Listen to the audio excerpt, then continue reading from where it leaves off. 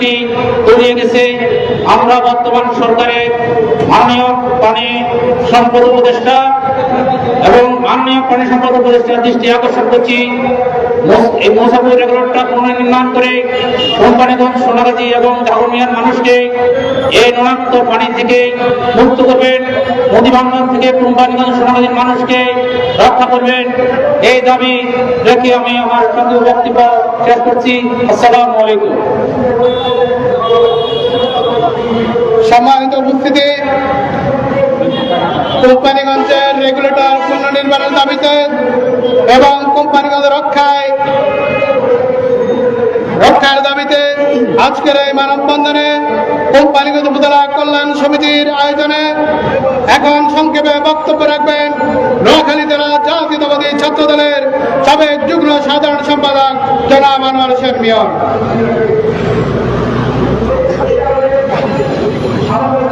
বিসমিল্লাহির রহমানির রহিম। ঢাকাস্থ জাতীয়তাবাদী কল্যাণ সমিতির উদ্যোগে আজকের আয়োজিত এই মানববন্ধনের সম্মানিত সভাপতি এবং আজকের অনুষ্ঠানে আজকের এই মানববন্ধনে সম্মানিত সকল উপস্থিতি, আসসালামু আলাইকুম। আপনারা জানেন, অতি সম্প্রতি নোয়াখালী কোম্পানিগঞ্জ মুসাফপুরের একটি রেগুলেটর নদীগর্ভে বিলীন হয়ে গেছে। মূলত কতিপয় কিছু দুষ্কৃতিকারী এবং স্বৈরাচার সরকারের অবৈধ মন্ত্রী ওবায়দুল কাদেরের ছোট ভাই কোম্পানিগঞ্জ উপজেলার গডফাদার খ্যাত আব্দুল কাদের মির্জার নেতৃত্বে এই সোনাগাজীর যেখানে পানি নিষ্কাশন হয় যে রেগুলেটর ব্রিজের মাধ্যমে,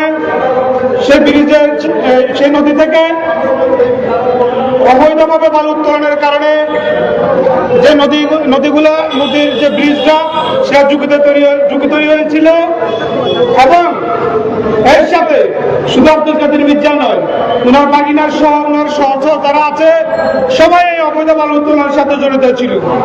সেজন্য এই বালু উত্তোলনের ফলে আমাদের যে পানি নিষ্কাশনের জন্য যে বেড়িবাঁধের যে রেগুলেটর ছিল সেটা অতিরিক্ত পানির চাপে তখন থেকে যখন বালু সরে গিয়েছিল তখন অতিরিক্ত পানির চাপে এই রেগুলেটরটা পানিতে ভেঙে পড়ে।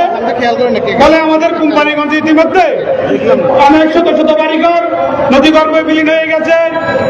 এজন্য আমি অনুরোধ করবো বর্তমান সরকার এবং সংশ্লিষ্ট সকলের কাছে অনুরোধ করবো যে অতি দ্রুত আমাদের এই নদী ভাঙন রোধ করার জন্য যথাযথ ব্যবস্থা নেওয়ার জন্য, অথবা দূর ভবিষ্যতে যত দেরি হবে তত হাজার হাজার বাড়িঘর এখান থেকে নদীগর্ভে বিলীন হয়ে যাবে।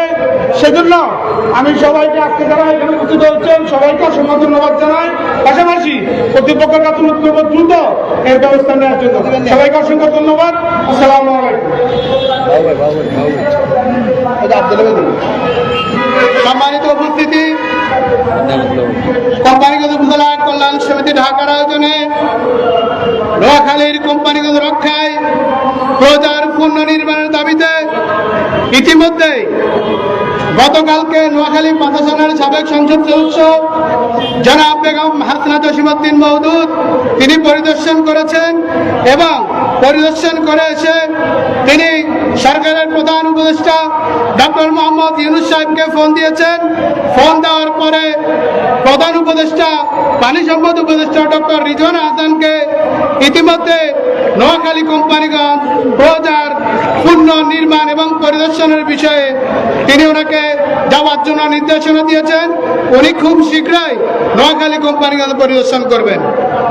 সম্মানিত কোম্পানিগঞ্জ উপজেলাবাসী, এখন আমাদের সামনে সংক্ষেপে বক্তব্য রাখবেন কোম্পানিগঞ্জ উপজেলা কল্যাণ সমিতি ঢাকার সুযোগ্য সহসভাপতি জনাব নিয়ামতুল্লাহ বাবু ভাই।